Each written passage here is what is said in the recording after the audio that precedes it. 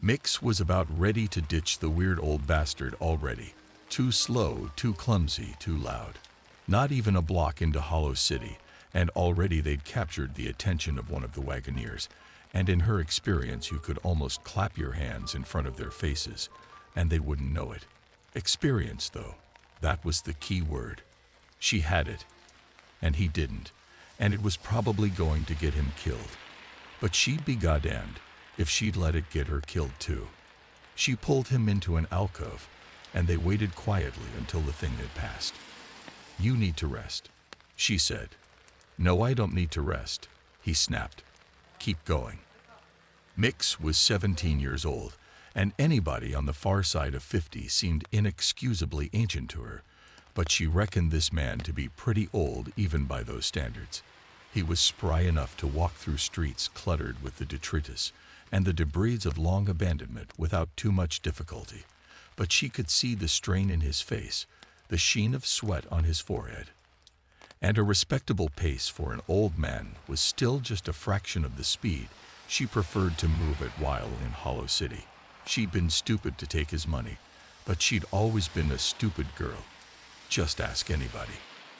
They turned a corner, and the last checkpoint, a little wooden shack with a lantern gleaming in a window, disappeared from view. It might as well have been 100 miles away. The buildings hulked into the cloudy sky around them, windows shattered and bellied with darkness. The doors of little shops gaped like open mouths. Glass pebbled the sidewalk. Rags of newspapers, torn and scattered clothing, and tangles of bloody meat lay strewn across the pavement. Cars lined the sidewalks in their final repose. Life still prospered here, to be sure. Rats, roaches, feral cats, and dogs. She'd even seen a mother bear and her train of cubs once, moving through the ruined neighborhood like a fragment of a better dream. The place seethed with it, but there weren't any people anymore. At least, not the way she used to think of people. "Dear God," the man said, and she stopped. He shuffled into the middle of the street, shoulders slouched, his face slack as a dead man's. His eyes roved over the place, taking it all in. He looked frail and lonely and scared, which, she supposed, is exactly what he was. Despite herself, she felt a twinge of sympathy for him. She followed him, took his elbow, and pulled him back into the relative shadow of the sidewalk. "Hard to believe this is all just a few blocks away from where you live, huh?" He swallowed, nodded. "But listen to me, okay? You gotta listen to me and do what I say. No walking out in the middle of the street. We stay quiet. We keep moving. We don't draw attention. Don't think I won't leave your ass if you get us in trouble. Do you understand me?" He disengaged his elbow from her hand. At least he had the decency to look embarrassed. "Sorry," he said. "This is just my first time seeing it since I left." At the time it was just chaos. Everything was so confused. "Yeah, I get it." She didn't want to hear his story. Everybody had one. Tragedy gets boring after a while. Hollow City was not a city at all, but a series of city blocks that used to be part of the Fleming and South Kensington neighborhoods, and had acquired its own peculiar identity over the last few months. Its informal name came from its emptiness, each building a shell, scored of life, whether through evacuation or the attentions of the surgeons. The atmosphere had long turned an ashy gray, as though under perpetual cloud cover, even around the city beyond the afflicted neighborhood. Lamps burned all the time, but not in here. Electricity had been cut off weeks ago. Nevertheless, light still swelled from isolated pockets, as though furnaces were being stoked to facilitate some awful labor transpiring beyond the sight of the surrounding populace. "There's things coming up that are gonna be hard to see," she said. "You ready for that?" The old man looked disgusted. "I don't need to be lectured on what's hard to see by a child," he said. "You have no idea what I've seen." "Yeah, well, whatever. Just don't freak out. And hustle it up." Mix did not want to be here after the sun went down. She figured they had 5 good hours. Plenty of time for the old bastard to find who he was looking for, or, more likely, realize there was no one left to find. They continued along the sidewalk, walking quickly but quietly. The rhythmic squeaking of unoiled wheels came from around a corner ahead, accompanied by the sound of several small voices holding a single high note in unison, like a miniature boys' choir. Mix put out her hand to stop him. He must not have been paying attention, because he walked right into it before stuttering to a halt. She felt the thinness of his chest, the sparrow-like brittleness of his bones. Guilt welled up from some long-buried spring in her gut. She had no business bringing him here on his stupid errand. It was doomed, and he was doomed right along with it. She should have told him no. There were other ways to make money. Another client would have come along eventually. Except that fewer and fewer people were paying to be escorted through Hollow City, and those that were tended to be adrenaline junkies who were likely to get you killed, or, worse, religious nuts and artists who felt entitled to bear witness to what was happening here due to some perceived calling. It was a species of narcissism that offended her on an obscure, inarticulate level. A few weeks ago, she had guided a poet out to the center of the place and almost slipped away while he scribbled furiously, self-importantly, in his notebook. The temptation was stronger than she would have believed possible. She'd fantasized about how long she'd hear him calling out for her before the surgeons stopped his tongue for good or turned it to other purposes. She didn't leave the poet, but she learned that there was an animal living inside her, something that celebrated when nature did its work upon the weak. She came to value that animal. She knew it would keep her alive. This sudden guilt, then, was both unexpected and unwelcome. She set her jaw and waited for it to subside.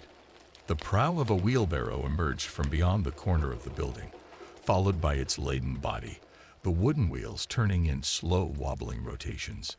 The barrow was filled with the gray, hacked torsos of children, some sprouting both arms, most with less, but all still wearing their heads, eyes rolled back to reveal the whites with little exploded capillaries, standing in bright contrast to the gray pallor, each mouth rounded into an ellipse from which emitted that single, perfect note, as heartbreakingly beautiful as anything heard in one of God's cathedrals. Then the wagoneer hove into view, its naked body blackened and wasted, comprised of just enough gristle and bone to render it ambulatory. The skin on its face was shrunken around its skull, and a withered crown of long black hair rustled like straw in the breeze. It turned its head, and for the second time that day they found themselves speared into place by a wagoneer's stare. This one actually stopped its movement and leaned closer, as if committing their faces to memory, or transferring the sight of them via some infernal channel to a more distant intelligence, which might answer their intrusion with punishment. Her gaze still fixed on the wagoneer, Mix reached behind and grabbed the old man's wrist. "We have to run," she said. The dog was gone. Carlos realized it at once, and a gravity took him, a feeling of aging so suddenly and so completely that he half expected to die right there. He looked at the kitchen floor and wondered if he would hurt himself in the fall. Instead, he pulled a chair from the kitchen table and collapsed into it, settling his head onto the table, his arms dangling at his sides. A great sadness moved inside him, turning in his chest, too big to be voiced. It threatened to break him in half. Maria had been with him for 15 years. A scruffy tan mutt, her muzzle gone gray and her eyes rheumy. They were walking life's last mile together. Carlos had never married. He'd become so acclimated to his loneliness that eventually the very idea of human companionship just made him antsy and tired. It was not as though he'd had to fight for his independence. His demeanor had grown cold and mean as he aged, not from any ill feeling toward other people, but simply from an unwillingness to endure their eccentricities. He had a theory that people warped as they age, like old records left out in the sun, and unless you did it together and warped in conformity to each other, you eventually became incapable of aligning with anybody else. Well, he'd grown old with Maria, that grand old dame, and she was all he needed or wanted. When the tremors had started in Fleming, and the night started filling with the screams of neighbors and strangers alike. He and Maria had huddled together in his apartment. He kept his baseball bat clutched in his thin, spotted hands while Maria bristled and growled at his side. She'd always been a gentle dog, frightened by visitors, scurrying under the bed at a loud knock. But now she had found a core of steel within herself, and she stood between him and the door, her lips peeled from her yellowed teeth, prepared to hurl her frail old body against whatever might come through it. That, even more than the screaming outside, convinced him that whatever was out there was something to fear. On the second night, the door was kicked in and bright flashlights sprayed into his apartment, the commanding voices of men piling into the room like something physical. Maria's whole body shook and snapped with fear and rage, her own hoarse barking pushing back at them. But when Carlos recognized what they were saying, he wrapped his arms around his dog and held her tight, whispering in her ear, "It's okay, baby, it's okay. Little mama, calm down, calm down, calm down." And she did, though she still trembled. The police, one of them sobbing unashamedly, loaded them both into a van parked at the bottom of the apartment building, not giving him any grief about taking the dog, thank God. He cast a quick glance down the street before a hand shoved him inside with a few of his terrified neighbors, huddled in their pajamas, and slammed the door behind him. What he saw was impossible. A man, 8 feet tall or more, skinny as a handful of sticks, crossing a street only a block away with eerie, dull-like grace. He was a shape in the sodium lights, featureless and indistinct, like a child's drawing of a nightmare. He was stretching what looked like thin, bloody parchment from one streetlight to another. Suspended from one end of the parchment was a human arm, flexing at the elbow again and again, like an animal in distress. He looked at his neighbors, but he didn't know any of their names. They weren't talking anyway. Then the van surged to life, moving with ferocious speed to a location only a mile distant, behind a battery of checkpoints and blockades, and rings of armed officers. Carlos and his dog were provided with a small apartment, even smaller than the one they'd been living in tenement housing, with as many of the other residents of the besieged neighborhood as could be evacuated. The building was overcrowded, and the previous residents received these newcomers with a gamut of reactions ranging from sympathy to resentment to outright anger. The refugees greeted their new hosts in kind. No one knew exactly what was happening in South Kensington and Fleming. Rumors spread that a tribe of kids, homeless or in gangs or God knows what, had started charging people to go in looking for people or items of value left behind, or sometimes even chaperoning people to their old homes. Though some minor effort had been made to quell these activities, the little industry managed to thrive. It disgusted Carlos. Someone was always ready to make a dollar, no matter what the circumstance. It was thanks to them, though, that news blood back of the old neighborhood transformed, stalked by weird figures pushing wheelbarrows or hauling huge carts of human wreckage, strange music drifting from empty streets, the tall figures, surgeons, some called them, knitting people together in grotesque configurations. Buildings were empty, some completely hollowed out, as though cored from within, leaving nothing but their outer shells. The kids sneaking back inside, starting calling it Hollow City, and the name stuck, which was just one more thing Carlos hated. The old place had a name. 2 names, in fact. There was a history there. Lives had been lived there. It didn't deserve some stupid comic book tag. It had belonged to humanity once. A gray pallor hung over the place, slowly expanding until most of the real city was covered. Carlos believed it was responsible for the way people acclimated too quickly to the transformation of the old neighborhoods. Apathy took root like a weed. Police kept up the blockades, but they were indifferently manned, and the kids' scouting efforts grew in proportion. The army never came in. No one in the tenements knew whether or not they were even called. There was nothing about this on the news. It was as though the city suffered its own private nightmare, which would continue unobserved until it could wake up and talk about it, or until it died in its sleep. Carlos was resigned to let it play out in the background. He was nothing if not adaptive, and it did not take long for him to accept his reduced surroundings. It was noisy, chaotic. The walls were thin, but these things had been true of his old apartment too.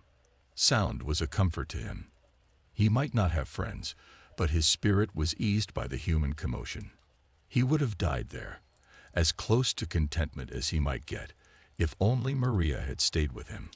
He knew Maria was gone almost instantly, well before he hobbled out of bed and saw the apartment door ajar.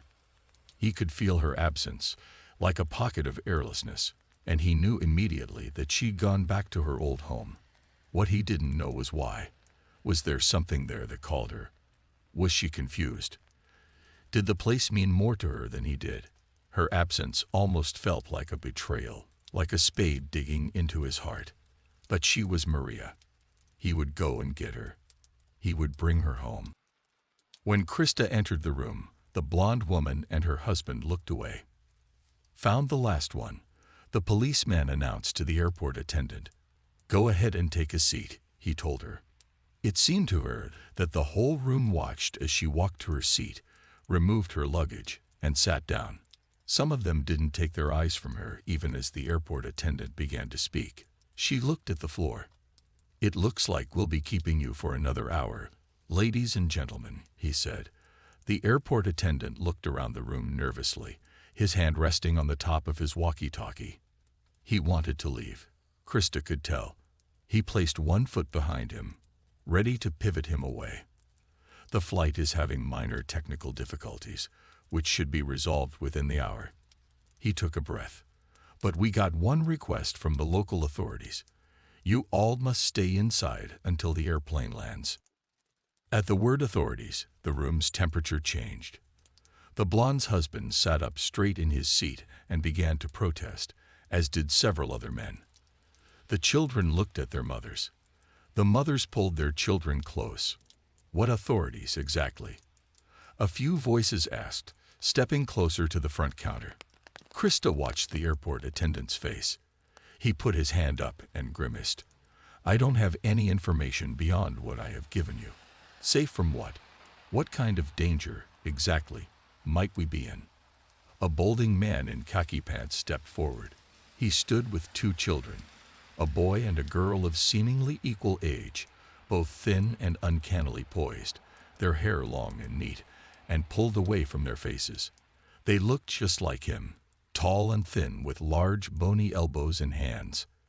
The attendant shook his head. "Sir, I only know what I've been told. All I know is that you are not in any immediate danger, as long as you stay in the airport." Krista felt her stomach pang. She'd been outside. Was she in danger?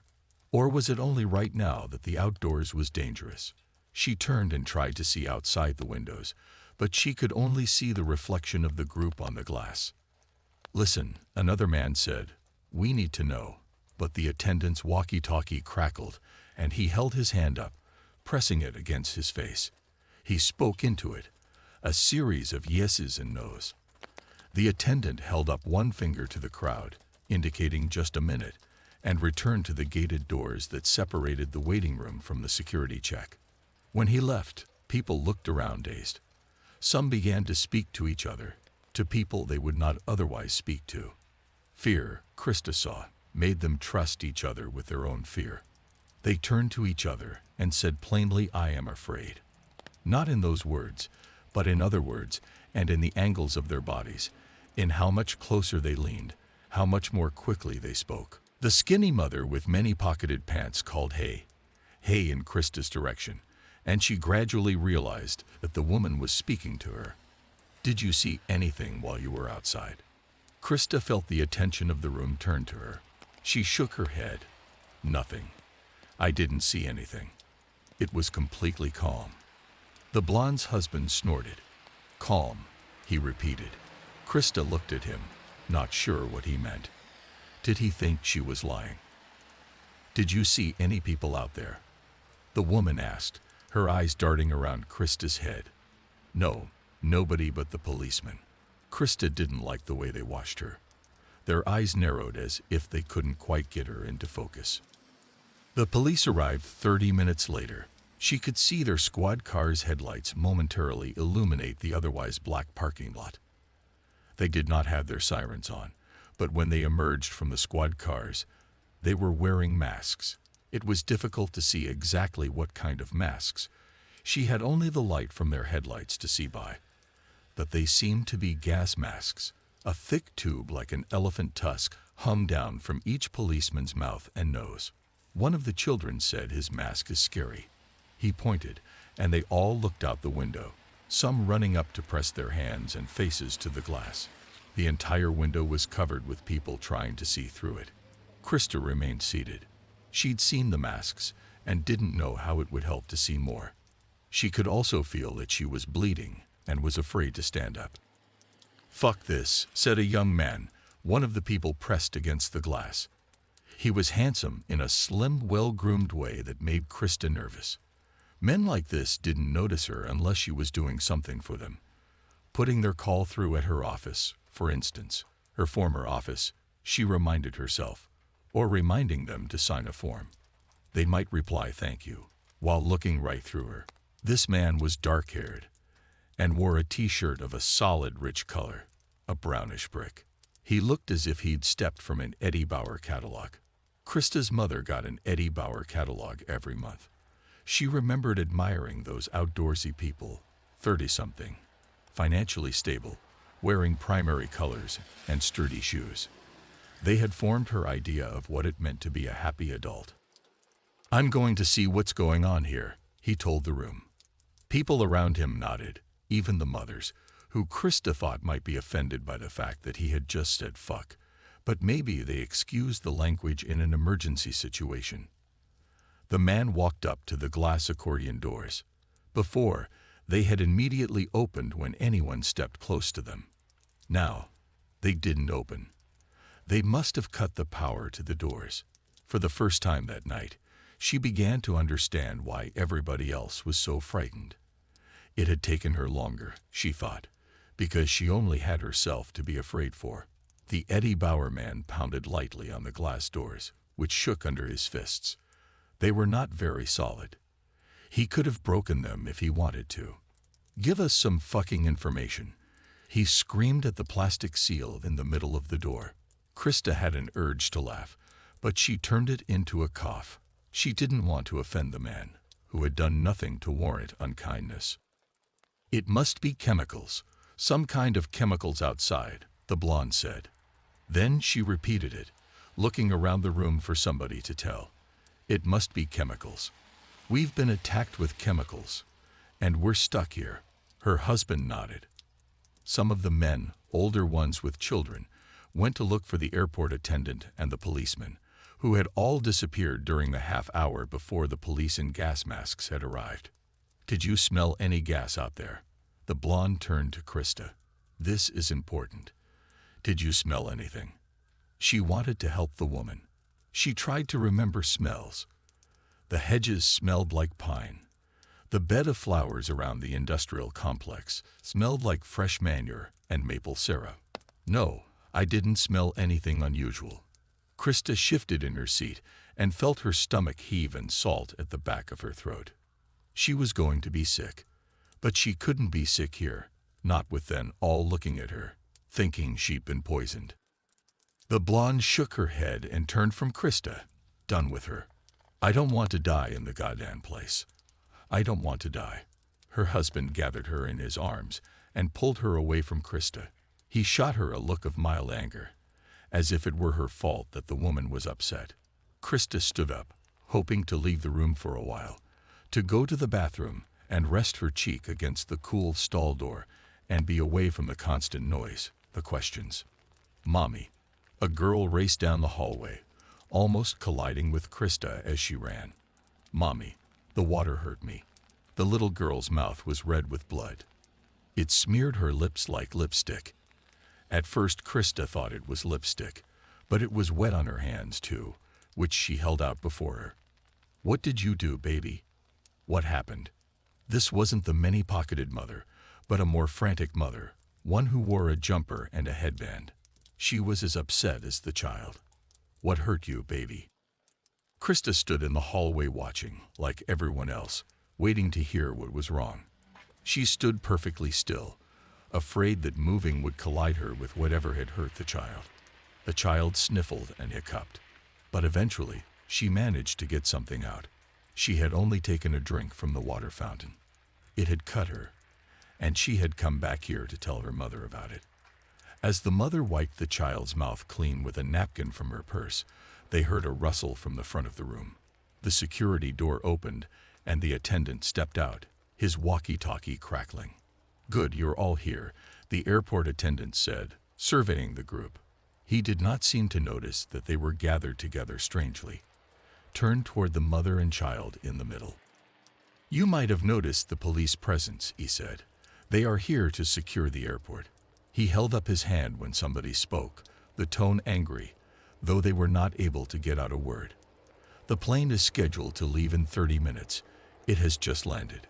We've put a plastic tunnel from the door to the plane, so you don't have to go outside when you board. Just as a precaution, understand?" He paused and looked at the bulky, digital face of his watch. The blonde jumped in, ignoring his still raised hand. "What's going on? Have we been attacked?" She held a paper towel to her eyes and dabbed beneath them where her eyeliner bled. The attendant shook his head.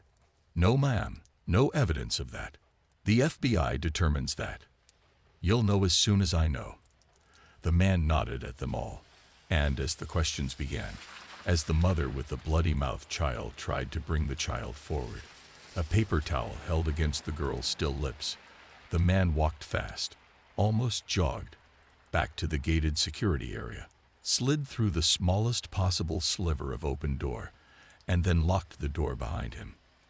The crowd was still for what seemed like a very long time to Krista, though she knew it was probably only a few seconds. Then the Eddie Bauer man ran up the slight slope to the locked entrance and shook the gate like somebody in a prison movie or a primate behind old-fashioned zoo bars. "We've got a kid bleeding in here. We want to speak to somebody in charge." His voice echoed in the empty security area and bounced back down to the crowd. The mother held her daughter and began to cry. The child was dry-eyed. Everyone was speaking but Krista. Unlike the others, she was uncoupled, without a child or a traveling companion. In Victorian novels, women always went with traveling companions, maiden aunts or cousins to keep them safe from the influence of crowds and sinister men. They also served another purpose, one which Krista had not thought of before. They were for company, somebody to be with, a buffer against loneliness beyond the everyday loneliness of being in one's own head. She usually enjoyed her own company, but her aloneness oppressed her here. Even now, people did not usually travel alone, at least not the way she was, aimlessly and with nowhere to go, no one to care if she arrived or not. She imagined that the others sometimes looked at her sideways, never directly. Krista wasn't sure if she was exaggerating their glances. Her mother said that she tended to suspect dislike where it wasn't present. "You were always a fussy, fearful child," she'd said during her latest visit, after Krista had explained what had happened at her job, with her boss, how she had been shamed into leaving, how he had never called her again. "I'm sure it would have blown over if you'd just waited, if you'd just been a little more goddamn calm about it. Being fearful makes people want to hurt you," her mother had said. "When you shrink away, people want to give you a reason to shrink." Krista tried to breathe deeply to calm herself. She opened her bag and took out her book. She had read only one half sentence. Wild animals added danger to the American wilderness, and here, too, the element of the unknown intensified feelings, before she felt her stomach tighten. She had the urge to stretch out on the floor until the sickness passed, but she couldn't. She put her book away and rose. As she stood up, the blonde, now sitting with her head between her hands, the empty pizza box occupying the seat next to her, turned to watch. "Are you sick or something?" The woman looked at Krista, though she kept her head in her hands. "I'm okay," Krista said. "Just had too much water."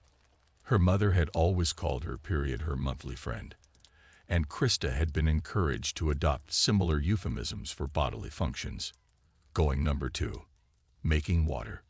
Making wind. She couldn't imagine answering the woman's question truthfully. The woman pursed her lips and nodded, but turned to Krista again, her face still blank. Sure you didn't pick up something from outside? You went farther out than any of us. As she said this, the woman weeping on her bleeding child's blonde head looked up. Did you drink out of the water fountain? Did you get something from outside on the fountain? Krista shook her head, rising again. No, I have my own water. I swear, there's nothing wrong with me. Nothing was wrong outside when I was out there. She looked at the two women, both staring at her, their mouths hardened, their teeth not showing. Excuse me, she told them, as if ducking away from a dinner party. I have to use the restroom. In the bathroom, Krista leaned her warm forehead against the bathroom stall, then thought better of it, and pulled away. She didn't know it was safe to touch. Maybe she was getting poison on everything she touched. The woman's fear was convincing. In the stall, she knelt and rested her head in her hands. Her head ached dully. She couldn't take one of the Tylenol she'd brought in her carry-on bags. She didn't have any water left in her bottle. She knelt until the sickness passed, but she had to go back. She couldn't hide.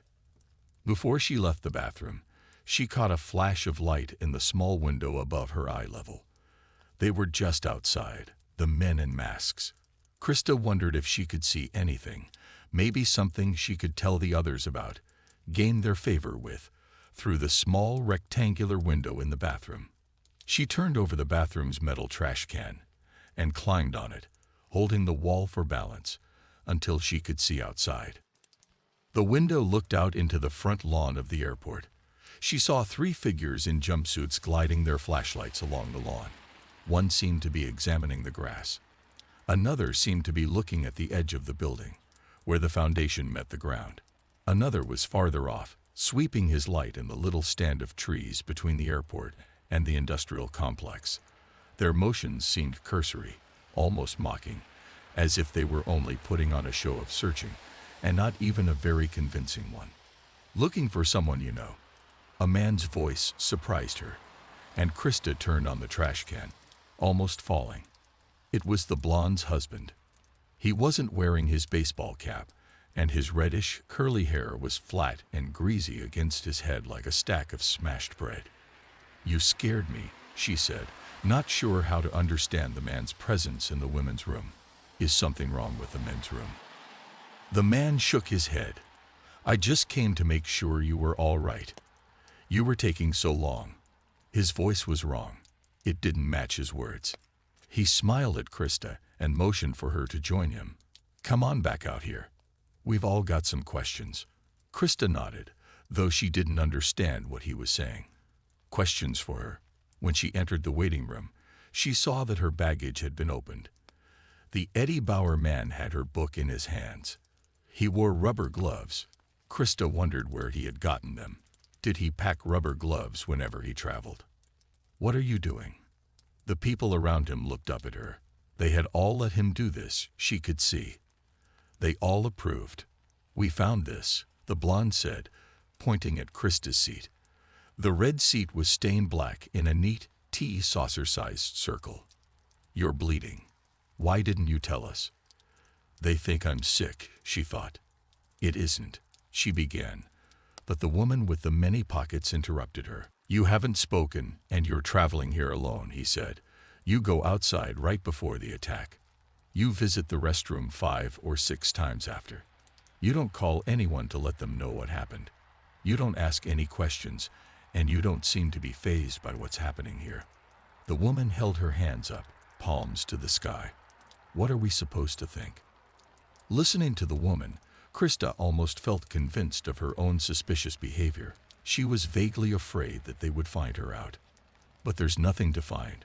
She soothed herself. There's nothing wrong with me. I'm only alone. There's nothing wrong with that. You can't do this to me, she said instead, the words surprising her. How dare you do this to me? The words seemed familiar, like something she had seen on television, and they made her feel powerful. She wanted to hit the Eddie Bauer man and take back her book back. She wanted to make the blonde stop smiling or smirking or whatever she was doing with her mouth. What, do you think you are some kind of important person? That you're better than the rest of us? This was from the blonde. She crossed her arms over her chest. Krista imagined that this was the way she stood when scolding her children. I am important, she told them, not sure what she was trying to say. Tell them about your monthly friend, she told herself, and almost laughed out loud. I'm as important as. She stopped when the lights went out. A few of the children screamed, and the mothers hissed words of comfort. Krista didn't move. It seemed safer to stay where she was. No need to drag it out. No need to make things harder on everyone. Though it was dark, she could hear the rustle of someone moving toward her. Everything had gone lax at the border to the old neighborhood. The checkpoints seemed to be devoid of the police altogether.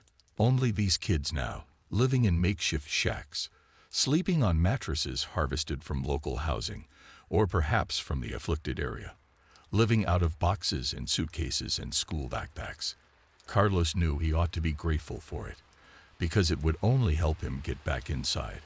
But a part of him couldn't help but despair for the continued decline of responsibilities and standards in the hands of this privileged youth. It's good to be old, he thought. I'll be dead before they've finished their work on this world. It took a while to find anybody willing to give him the time of day. He knew they considered him too risky, old, slow, fragile. But eventually he found one who would.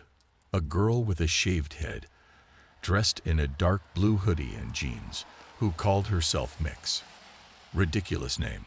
Why did they do that? Why couldn't they just be who they were? She considered the 3 crumpled 20s he offered her, and accepted them with poor grace. She turned her back to him, reaching into a box she kept by her sleeping bag and jamming it with bottles of water, a first aid kit, and what looked like a folded knife. She interrogated him as she packed. What are we looking for? Maria, he said. She stopped, turned and looked at him with something like contempt. You know she's dead, right? No, I don't know that at all. Do you know anything about what's going on in there? He flashed back to the tall man, one of the surgeons, he supposed, stretching the twitching human parchment between streetlights. Sure, he said. It's hell. Who knows what the fuck it is, but there's no one left alive in there. At least, no one that can be saved. A swell of impatience threatened to overwhelm him. He would go in alone if he had to. What he would not do was stand here being condescended to by an infant. Do you want my money or not? Yeah, I want it. But you have to follow my rules, okay? Stay quiet and stay moving. Keep to the sidewalks at all times, and close to the walls when you can. They mostly ignore stragglers, unless they're traveling in big groups or making some kind of scene. If one of them notices you, stay still. Usually, they just move on. What if they don't? Then I make it up on the fly, and you do exactly what I fucking say. She waited until he acknowledged this before continuing. And whenever we realize this Maria or whoever is dead, we get the fuck out again. Like, immediately. She's not dead. Mix zipped up her backpack and slung it over her shoulder. Yeah, okay. Maybe you think you're the hero in a movie or something. You're not. You're just some old guy making a bad choice. So listen to me. Once I'm sure she's dead, I am leaving. If you come with me, I'll make sure you get back out safe. If you stay behind, that's on you. Fine. Can we go? Yeah, let's go. Where are we looking? Home. She'll have gone home. He gave her the address. She sighed. Old man, that building has been cored. There's nothing inside. That's where she is. Mix nodded, already turning away from him. Already, in some sense, finished. Whatever you say. She yanked him around, as close to panic as she'd been in weeks, and they walked briskly back in the direction they'd come. She wanted to run, but either he couldn't or he wouldn't. It wasn't until he wrenched his wrist free of her grip, though, that she considered leaving him there. The animal inside her started to pace. He stood resolutely in place, rubbing the place she'd grabbed him. Behind him, in the dense gray air, the wagoneer still watched, its lidless eyes shedding a dim yellow light. The thin choir of dismembered bodies held their sustained note. She'd been glanced at before, but none had ever stopped and stared until now. She thought about the knife in her backpack. An affectation. So stupid. Unless she gutted this old man right here and ran while the things fell upon him instead. "Where are you going?" he said. He wasn't even trying to be quiet anymore. His voice bounced down the empty street, came back at them like a strange reflection of itself. "Out," she wanted to say. "We're getting out." But instead she said, "We'll go around. A detour. Hurry." She wasn't a dumb kid. She had a job. She would do it. She could handle this. "Okay," he said, showing her a little deference for the first time. He joined her, even picking up his pace. "I thought you were going to leave me." "Fuck you. I'm not leaving." She could hear the tears in her voice, and she hated herself for it. Stupid girl. That's what they called her. They were right all along. They doubled back, turned a corner, pursuing a longer route to the address. Mix glanced behind her often, sure they were being followed, but the wagoneer was nowhere to be seen. The streets had continued to transform since last she'd been here. The wagoneers hauled their cartloads of human remains, coming from some central location, and depositing them in moldering piles throughout Hollow City, where the surgeons continued to stitch them together into grotesque, seemingly meaningless configurations. There were more torsos like the ones they had just seen strung like bunting from one side of the street to the other, each one tuned to a different pitch. Great kites of skin flapped tautly in similar fashion, punched through with holes of varying sizes and patterns, as though a kind of Morse code had been pierced into them with an awl. Skeletal structures made from the combined parts of 100 rendered people loomed between the buildings in great, stilled wheels, fitting together like cogs in some grotesque engine. The bone wheels had been hastily assembled, still wet with blood and dripping with rags of meat. The eyes of the workers boiled with furnace light as they toiled, and the air grew steadily colder. Mick stopped, hugging the corner of what had once been a 24-hour drugstore. Blood splashed the interior of the picture window now, obscuring whatever was inside.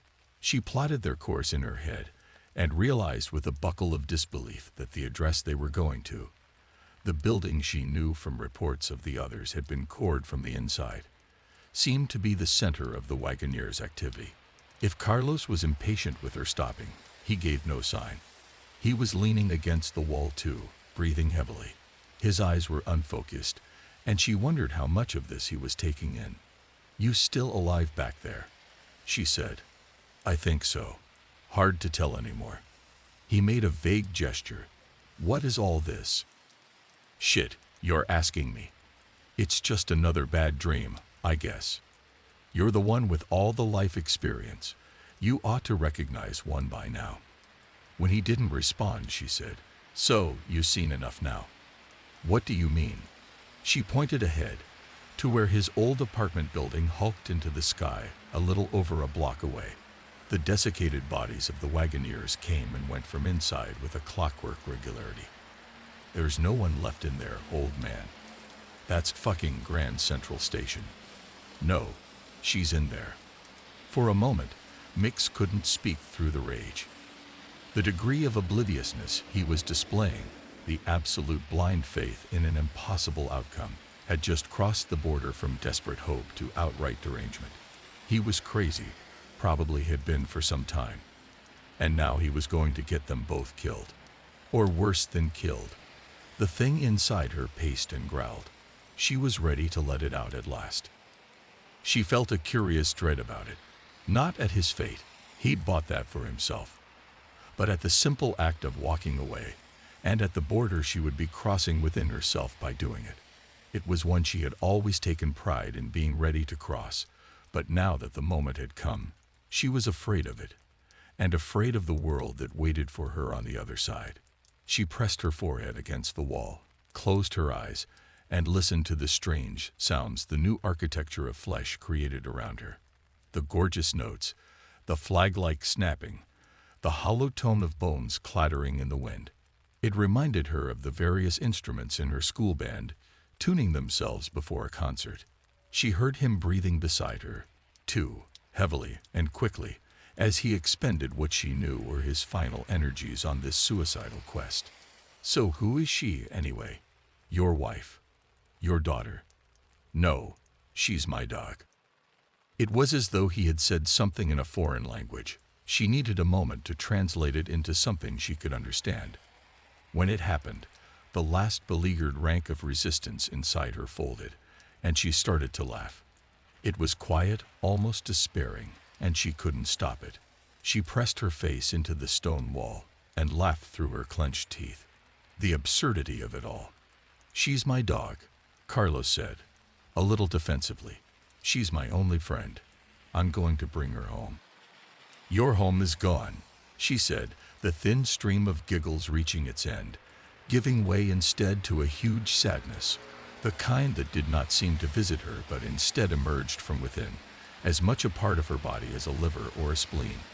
She wanted to hate the old man, but what she felt for him wasn't hate.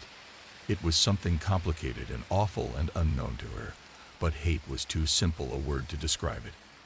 If she had ever loved a child still innocent of its first heartbreak, she might have known the feeling. But she wasn't a parent. And anyway, she couldn't remember love. A dog, she said. Carlos stood beside her, the aesthetic of hell manifested around him, an abyssal acoustic being built by its wretched servants, and he looked like what he was, a slumped, fading old man, lonely in the world, but for one simple animal, and fully aware of the impossibility of retrieving it. His speech was defiant, but his mind had already recognized the truth, and she could see it erode him even as she watched, like a sand dune in a strong wind. Somewhere in this bloody tangle of bone and flesh, maybe even some still muttering faces affixed to a wall with an unguent excreted from the lungs of the surgeons, were her parents, their cold anger still seeping from their tongues, their self-loathing and their resentment still animating the flayed muscles in their peeled faces. She could hear them as clearly as, "Stupid girl. God damn them anyway." "All right," she said. "Let's go get your dog." Ever. The girl was careful, but there was no need to sneak. What could they do to him? Death wasn't shit. Carlos knew he should tell her to leave. It was obvious he wasn't going to be coming back, with or without Maria, but it was her choice to make. Life was long or short, and it meant something or it didn't. It wasn't his business to tell her how to measure hers. The walls of his old apartment building bowed slightly, as though some great pressure grew from within. The doors had been torn off and the windows broken, though, and he could see nothing inside but shadow. Pacing the perimeter of the building were three dark-robed figures, their heads encased in black iron boxes. They exuded a monastic patience, moving slowly and with obvious precision. The lead figure held an open book in his left hand, scribbling busily into it with his right. The one in the middle swung a censer, a black orb from which spilled a heavy yellow smoke. The scent of marigolds carried over to him. The figure in the back held aloft a severed head on a pole, which emitted a beam of light from its wrenched mouth. Carlos waited for these figures to pass before approaching the doors as casually as if he belonged there. Mix made a sound of protest, but he ignored her. A surgeon emerged from the doors just as he reached them, stooping low to fit, but though it cast him a curious glance, it did not interfere with him, or even break its stride. It stretched itself to its full height and walked away, thin hands trailing long needles of bone and bloody thread. It moved slowly and languidly, like something walking underwater. He moved to enter the building, but Mix restrained him from behind and edged in front of him instead. She held her left arm across his chest, protectively, as they crept forward. In her right, she held the knife she'd stashed in her backpack, unfolded into an ugly silver talon. He didn't know what had changed her mind about him, but he was grateful for it. Though barely enough light intruded into the building to see anything by, it was immediately obvious that the girl had been right. The building's expansive interior had been scooped clean, leaving nothing but the outer walls, like the husk of an insect following a spider's feast. A great wet hole had opened in the earth beneath it, almost as deep as the building's foundation.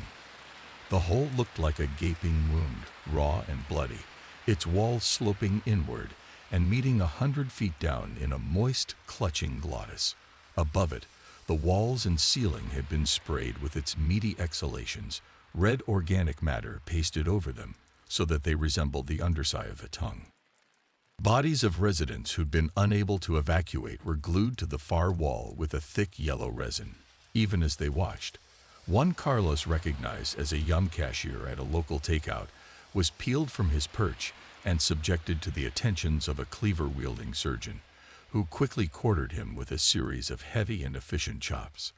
The cashier's limbs quivered yet, and his mouth gaped in wonderment at his own butchering. But instead of a cry or a scream, what emerged from him was a pure note, as clean and undiluted as anything heard on earth. Tears sprang to Carlos's eyes at the beauty of it, and ahead of him Mix put her hand over her lowered face, the curved knife glinting dully by her ear, a gesture of humility or of supplication. "Maria," Carlos said, and there she was, snuffling through piled offal in a far corner, her snout filthy, her hair matted and sticky. The laborers of hell walked around her without concern, and she seemed undisturbed by them as well. When she heard Carlos call her name, she answered with a happy bark and bounded over to him, spree for the moment, slamming the side of her body into his legs and lifting her head in grateful joy as he ran his gnarled fingers through her fur.